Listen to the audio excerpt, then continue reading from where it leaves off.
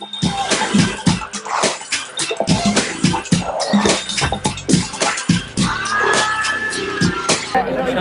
دي في الافلام المشاركه؟ النهارده لسه انا اول يوم.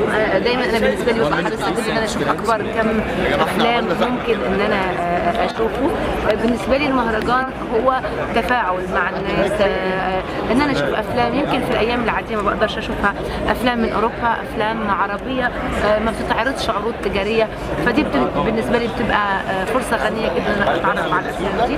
النهارده اول يوم بنزل عشان هو امبارح كان تقريبا اول يوم المهرجان.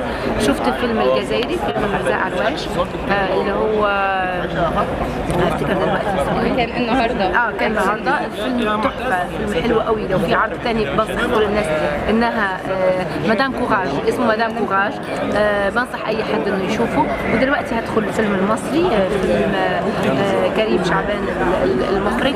متحمسه قوي. لو كنت شفتكم بعد الفيلم كنت هقول لكم رايي، بس انا لسه ما شفتوش، بس متفائله بيه جدا.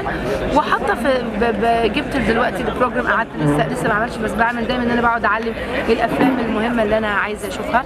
ببقى مهتمه بالسينما الاوروبيه، سينما اسيويه، السينما العربيه بيهمني جدا اشوف التجارب اللي هي زي ما بقول لك اللي مش تجاريه، اللي ممكن انت بره المهرجانات ما بتقدريش تشوفيها يعني. طب انت رايك ايه في ان السبكي يعني الى حد ما بيبقى معروف بان هو اكثريه افلامه بتبقى للسينما التجاريه، في حين يلا يا جماعه يلا المهرجان في فيلم مش قدم دي حاجه كويسه، في فيلمين مش فيلم، بقول برافو عليهم.